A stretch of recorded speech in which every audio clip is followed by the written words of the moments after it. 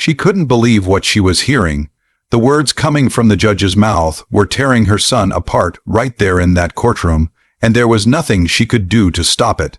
Her hands gripped the wooden bench so tightly her knuckles turned white.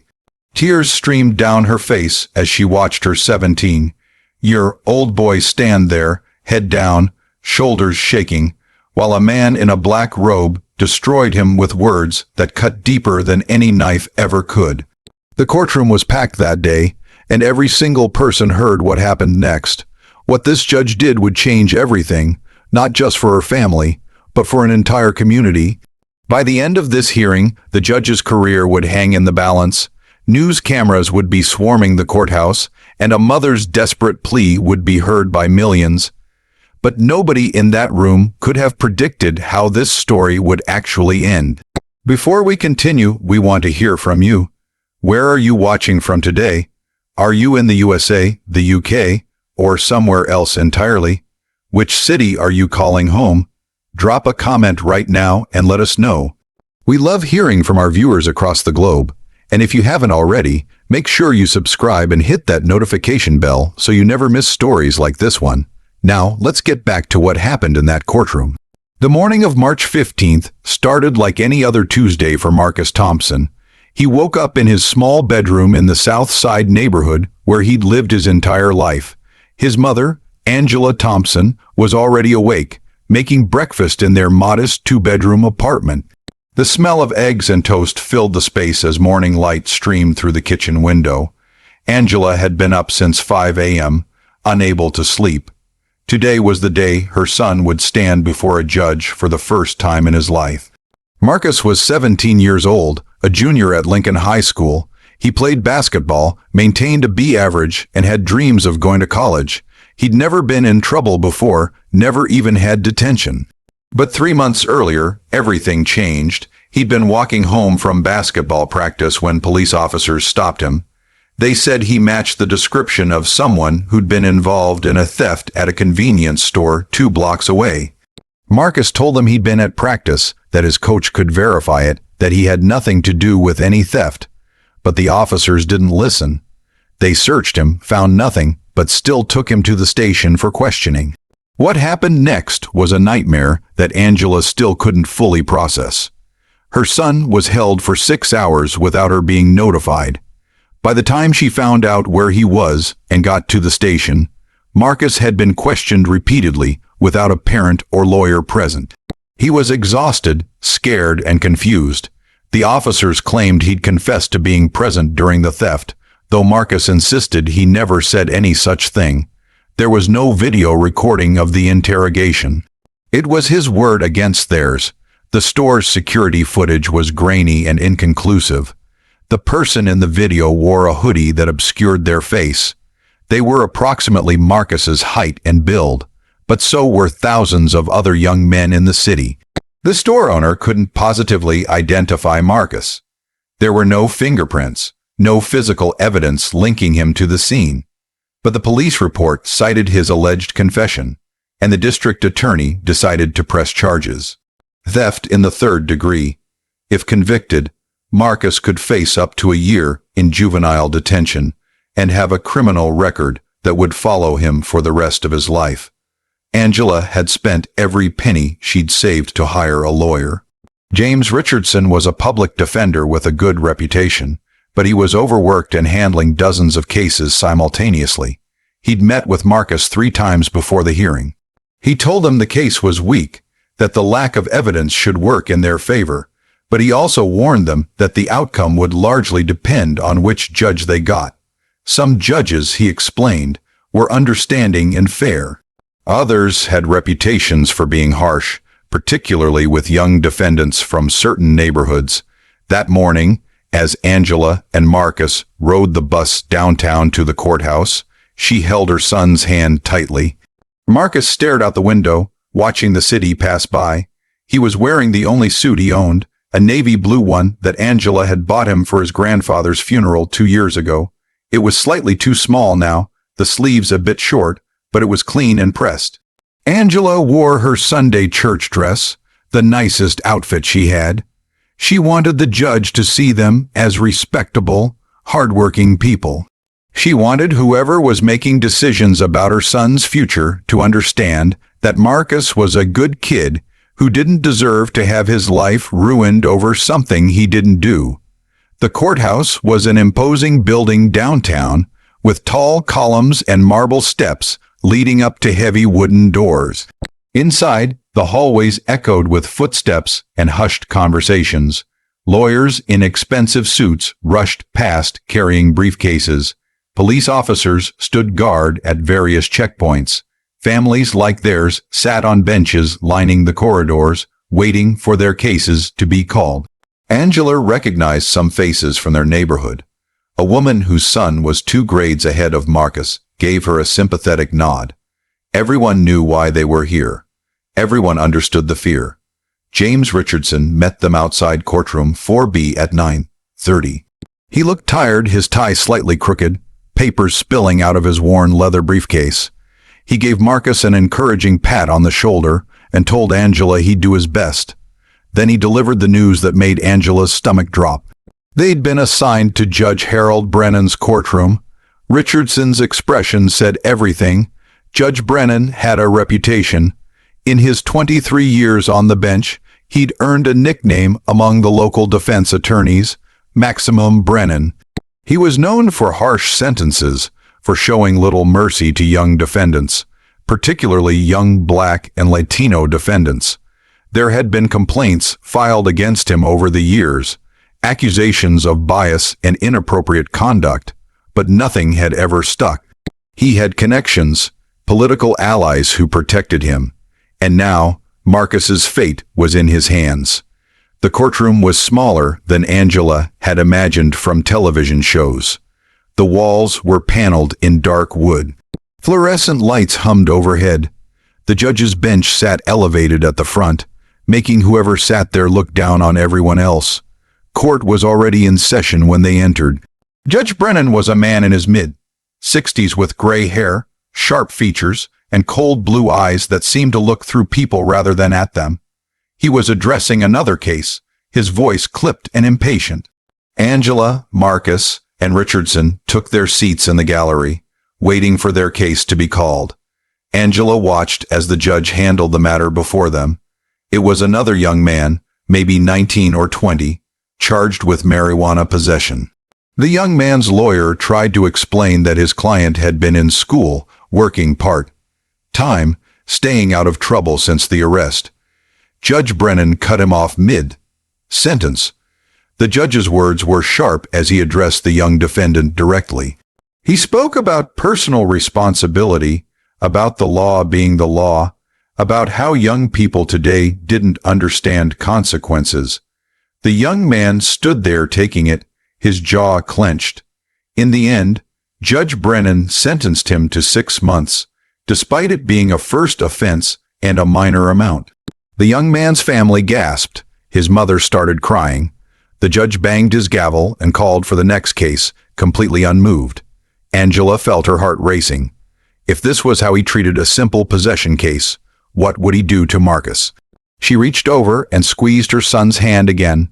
Marcus's palm was sweaty. She could feel him trembling slightly. 30 minutes later, the bailiff called their case, the state versus Marcus Anthony Thompson. They stood and moved to the defense table. The prosecutor, a woman in her 30s named Sarah Chen, stood at the opposite table shuffling papers. She looked professional, confident, prepared. Richardson whispered something to Marcus, probably reminding him to stand up straight, to say yes, sir, and no, sir. To show respect no matter what happened. Judge Brennan looked down at them from his elevated position. His eyes moved from the paperwork in front of him to Marcus, and Angela saw something flash across his face. It wasn't quite disgust, but it wasn't neutral either. It was the look of someone who'd already made up their mind. The prosecutor went first, laying out the state's case. She talked about the theft, the police response, the questioning, the alleged confession. Richardson objected multiple times, pointing out the lack of physical evidence, the questionable interrogation tactics, the fact that a minor had been questioned for hours without a parent present. Judge Brennan overruled every objection with barely a glance at Richardson. Then came the moment that changed everything. Judge Brennan looked directly at Marcus and spoke. His voice carried across the courtroom, making sure everyone could hear. He started by saying Marcus's full name, emphasizing each syllable as if they tasted bitter in his mouth. Then he launched into a speech that had nothing to do with the case and everything to do with his own prejudices and assumptions. He talked about statistics, about crime rates in Marcus's neighborhood, about how young men like him were responsible for a disproportionate amount of crime in the city. He said these things as if they were facts, as if Marcus standing before him was not an individual but a statistic, a stereotype, a problem to be dealt with rather than a human being deserving of fairness and justice. Richardson tried to object, tried to point out that none of this was relevant to the case at hand, that the judge was making assumptions based on race and zip code rather than evidence. Judge Brennan silenced him with a look and told him if he interrupted again, he'd be held in contempt. The judge continued. He said he'd seen hundreds of young men like Marcus come through his courtroom over the years. He said they all had the same story, the same excuses, the same denials. He said that Marcus might think he could fool people, might think he could stand there in his tooth, mall suit and play innocent, but that he, Judge Brennan, knew better. He'd been doing this too long to be fooled. Angela felt tears starting to form in her eyes.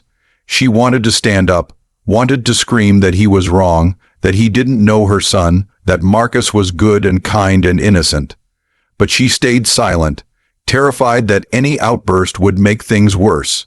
Judge Brennan kept going. He talked about Marcus's future, but the way he described it was devastating.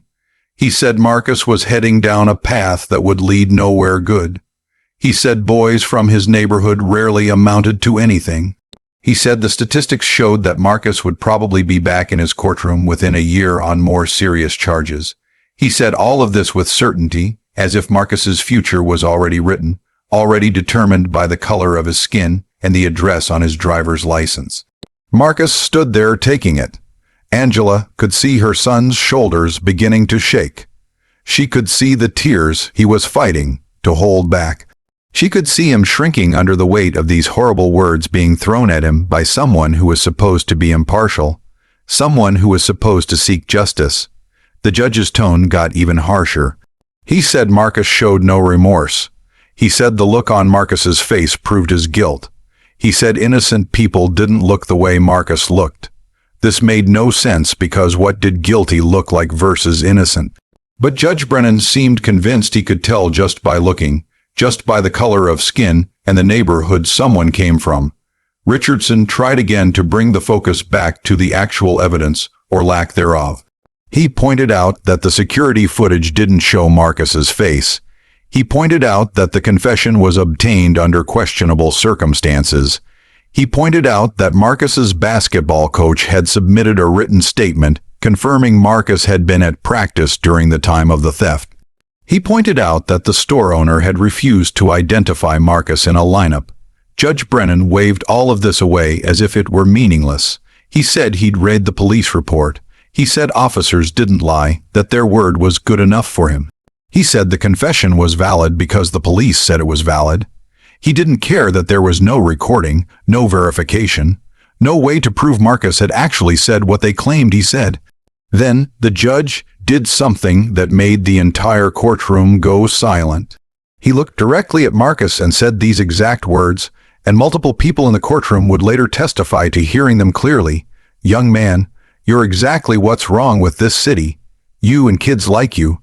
You think you can steal and lie and get away with it.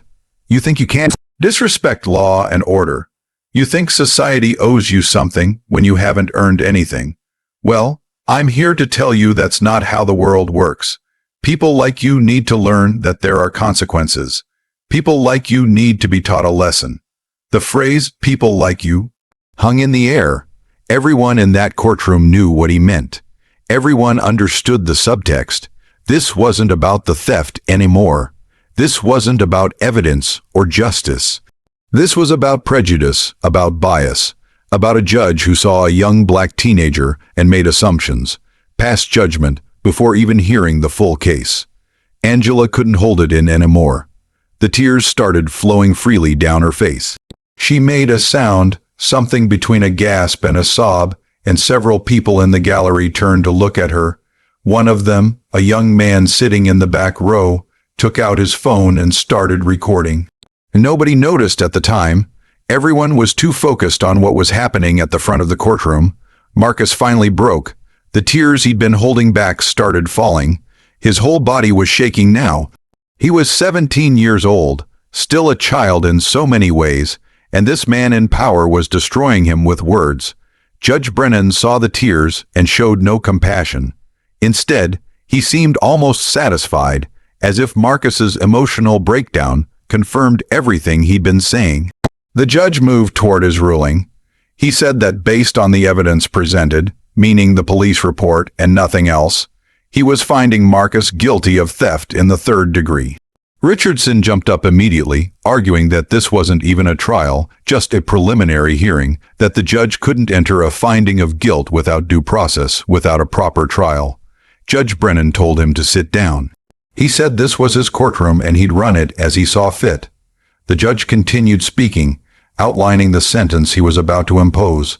6 months in juvenile detention, 2 years probation after release, 200 hours of community service, a criminal record that would follow Marcus into adulthood, all for a crime he didn't commit, based on evidence that barely existed, because a judge had looked at him and decided what kind of person he must be based on stereotypes and prejudice. Angela stood up. She didn't plan to. She didn't think about it. She just found herself on her feet, and then words were pouring out of her mouth. Her voice was loud enough that everyone in the courtroom could hear, even though it was shaking with emotion. She told the judge he was wrong. She told him her son was innocent. She told him about Marcus's grades, his basketball team, his college dreams. She told him about the countless hours she'd worked, the sacrifices she'd made to raise her son right. She told him that Marcus had never been in trouble before, had never even gotten a speeding ticket. She told him that he couldn't do this, couldn't destroy a young man's life without any real evidence, without any fairness. The bailiff moved toward Angela, ready to remove her from the courtroom. Judge Brennan held up his hand, stopping the bailiff. For a moment, Angela thought maybe she'd gotten through to him. Maybe her words had reached something human inside him. She was wrong. Judge Brennan looked at Angela with something close to contempt. He addressed her directly, and his words were somehow even worse than what he'd said to Marcus. He told her she was part of the problem. He said parents like her raised children who didn't respect authority. He said she'd probably made excuses for Marcus his whole life, probably never taught him right from wrong. He said she was standing there crying and making a scene when what she should be doing was accepting responsibility for how she'd failed as a parent. The courtroom erupted. People in the gallery started shouting. Richardson was on his feet arguing. The prosecutor even looked uncomfortable, like this had gone too far even for her. The bailiff was calling for order. And in the middle of it all, Angela Thompson stood there with tears streaming down her face as a judge told her she'd failed her son, told her she was a bad parent, made assumptions about her and her family based on nothing but bias and prejudice. The young man in the back row was still recording. His phone captured everything: the judge's words, Angela's breakdown, Marcus crying, the chaos in the courtroom. Within hours, that video would be posted online. Within days, it would go viral. But in that moment, nobody knew. In that moment, there was just a mother watching her son being destroyed and being unable to stop it. Judge Brennan finally banged his gavel repeatedly, demanding order. He threatened to clear the courtroom to hold everyone in contempt. Slowly, people settled down, though anger filled the air like smoke. Angela sat back down, her whole body shaking. Marcus was openly sobbing now, not even trying to hide it anymore. Richardson looked defeated, like he'd seen this happen before, and knew there was nothing he could do to stop it. The judge finished pronouncing sentence, 6 months detention, starting immediately. The bailiff moved toward Marcus to take him into custody. Angela let out a sound that everyone in that courtroom would remember, a mother's anguished cry as she watched her son being led away in handcuffs. She tried to move toward him, but the bailiff blocked her path. Richardson put his hand on her arm, trying to comfort her, but there was no comfort to be had. Marcus looked back at his mother as they led him toward the side door. His face was wet with tears, his eyes full of fear and confusion. He was just a kid, 17 years old, and he was about to be locked up for something he didn't do because a judge had decided what kind of person he was based on the color of his skin. The side door closed behind Marcus, and he was gone. Angela collapsed back onto the bench, her whole body racked with sobs. Several people from the gallery came to comfort her. A woman she didn't even know sat next to her and held her hand. An older man offered her tissues. These were people from the community, people who'd seen this happen before, people who understood the pain of watching the justice system fail someone you love. Judge Brennan moved on to the next case, as if nothing had happened. As if he hadn't just destroyed a young man's life. As if the broken mother in his courtroom was just another day at the office. His voice was calm and professional as he called the next defendant's name, his expression neutral, his conscience apparently clear. Angela eventually made her way out of the courtroom with Richardson's help. They stood in the hallway, and Richardson explained what would happen next. Marcus would be processed and transferred to a juvenile facility across town. Angela could visit in 3 days during designated visiting hours. Richardson would file an appeal immediately, would fight this ruling, but he was honest with her about the chances. Appeals took time. They cost money, and judges like Brennan rarely got overturned because the system protected its own. Angela asked him how this could happen. How could a judge just decide someone was guilty without evidence? How could someone in power use that power to hurt people based on prejudice? Richardson didn't have good answers. He talked about systemic problems, about bias in the criminal justice system, about how young black men were disproportionately targeted and punished. But none of that helped Angela understand why her son, her good son who'd never hurt anyone, was being taken away from her. She made her way home on the bus, alone this time. The city passed by the window just like it had that morning, but everything looked different now. Everything felt darker, heavier. She thought about Marcus in handcuffs, about the look on his face, about the tears streaming down his cheeks. She thought about Judge Brennan's words, about being called a failed parent, about her son being called a statistic and a problem. The pain was physical, like something squeezing her chest, making it hard to breathe. When she got home, the apartment felt empty. Marcus's bedroom door was open, his basketball lying on the floor, his homework still spread out on his desk from the night before. Angela sat on his bed and cried, really cried, the kind of deep sobs that come from somewhere primal, from a place where mothers feel their children's pain as if it were their own. But while Angela cried alone in her apartment, something else was happening. That video from the courtroom was being uploaded to social media. The young man who'd recorded it, whose name was Devin Harris, had posted it to his Facebook page with a caption explaining what he'd witnessed. Within an hour, his friends were sharing it. Within 2 hours, it had reached local activists and community organizers. Within 4 hours, it was being picked up by local news stations. By evening, that video had been viewed over 50,000 times. People were outraged. Comments poured in from across the city and beyond. Lawyers, social workers, teachers, parents, all expressing horror at what they were seeing. Judge Brennan's words, captured clearly on the video, were being replayed over and over. His bias, his prejudice, his complete lack of fairness were there for everyone to see. Angela's phone started ringing. News reporters wanted to talk to her. Local civil rights organizations wanted to help. A law professor from the state university called to offer his services pro bono. Angela was overwhelmed, unable to process what was happening. She'd gone from feeling completely alone and powerless to suddenly having dozens of people reaching out, offering support, expressing outrage on her behalf. The video continued to spread. By the next morning, it had been viewed over 1 million times. National news outlets picked up the story.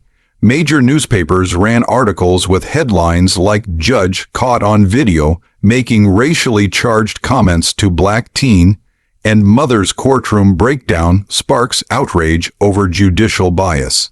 Legal experts went on television to discuss what they'd seen, most agreeing that Judge Brennan's conduct was inappropriate at best and grounds for removal at worst. The courthouse was flooded with calls demanding Judge Brennan's resignation. Protesters gathered on the marble steps where Angela and Marcus had walked just a day before. They carried signs with Marcus's name, with demands for justice, with calls for judicial reform. The local NAACP chapter held a press conference. The mayor released a statement saying the matter would be investigated. The State Judicial Conduct Board announced they were opening an inquiry. Angela watched all of this happening from her living room, still in shock.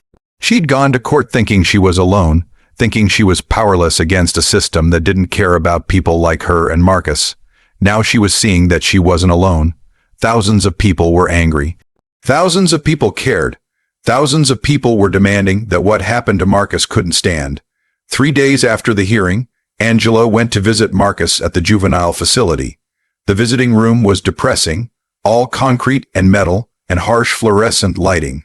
When Marcus was brought in, Angela barely recognized him. In just 3 days, he looked smaller, scared, broken. They sat across from each other at a metal table, and for the first few minutes, neither of them could speak. They just held hands and cried. Finally, Marcus asked what was happening. He'd heard rumors inside, other kids talking about protests and news coverage, but he didn't understand what it meant. Angela told him about the video, about the outrage, about all the people fighting for him. She saw hope flicker in her son's eyes for the first time since the hearing. She told him to stay strong, that they were going to fight this, that this wasn't over. The pressure on Judge Brennan became immense. The video had now been viewed over 5 million times. Celebrities were tweeting about the case. Legal scholars were writing opinion pieces. Former defendants who'd appeared in his courtroom started coming forward with their own stories of bias and inappropriate conduct. A pattern emerged showing that Judge Brennan had a history of giving harsher sentences to young Black and Latino defendants compared to white defendants charged with similar crimes. The State Judicial Conduct Board expedited their investigation. They interviewed people who'd been in the courtroom that day. They reviewed Judge Brennan's record. They examined other cases he'd presided over. What they found was damning: multiple instances of bias. Multiple complaints that had been dismissed or ignored. Multiple young people whose lives had been negatively impacted by a judge who couldn't see past his own prejudices. 2 weeks after Marcus's hearing, the Judicial Conduct Board held a hearing of their own. Judge Brennan was called to testify. He sat in a room not unlike his own courtroom, except this time he wasn't the one in power. He was the one being judged. He tried to defend his conduct, claiming he'd been taken out of context, that he treated all defendants the same regardless of race, that he was just being tough on crime. But the video didn't lie. His words were there for everyone to hear. His bias was undeniable. The board recommended his immediate suspension pending a full investigation. The state Supreme Court agreed. Judge Harold Brennan was removed from the bench. His courtroom sat empty. His nameplate came off the door. His career, which he'd built over 23 years, was effectively over. But the fight for Marcus wasn't over yet. Angela's new legal team, headed by the law professor from the state university, filed a motion to vacate the judgment. They argued that Marcus had been denied due process, that the hearing was fundamentally unfair, that the judge's obvious bias had tainted every aspect of the proceeding. They submitted the video as evidence, along with testimony from legal experts about how far Judge Brennan had strayed from proper judicial conduct. The motion was assigned to a different judge, a woman named Patricia Morrison, who had a reputation for fairness and thorough analysis. She reviewed everything carefully. She watched the video. She read the transcripts. She examined the evidence or lack thereof. She took her time, and Angela spent those weeks in agony, hoping and praying that this judge would see the truth. 3 weeks after Judge Brennan's suspension, Judge Morrison issued her ruling.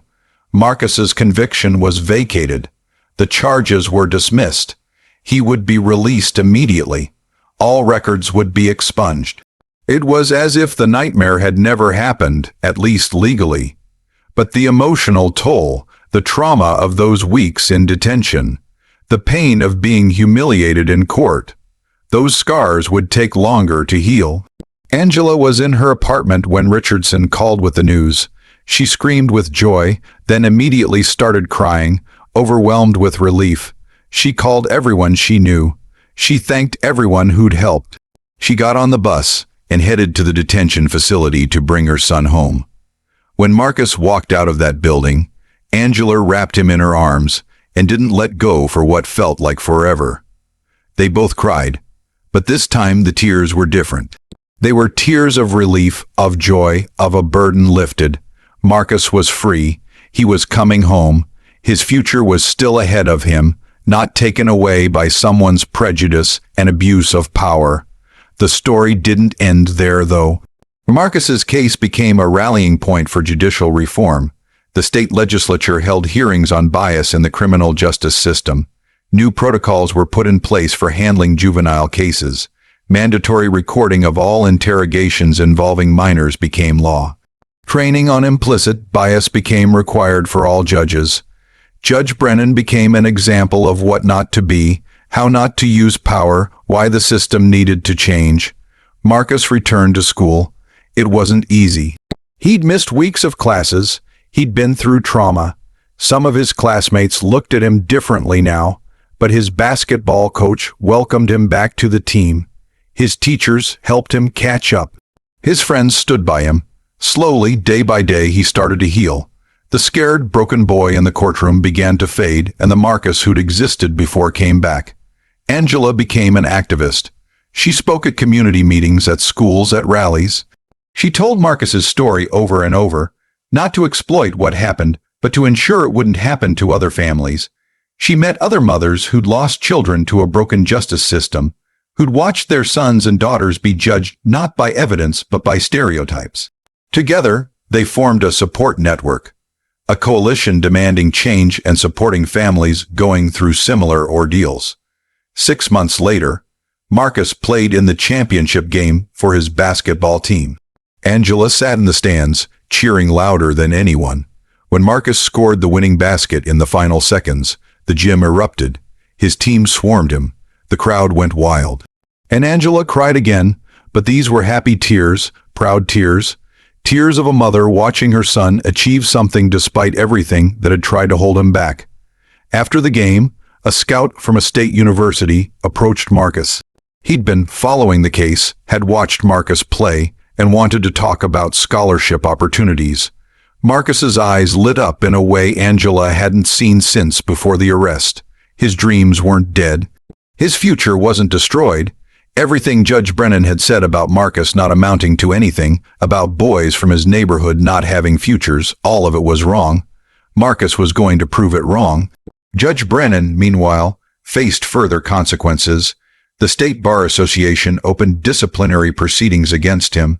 Multiple lawsuits were filed by former defendants seeking to have their cases reviewed.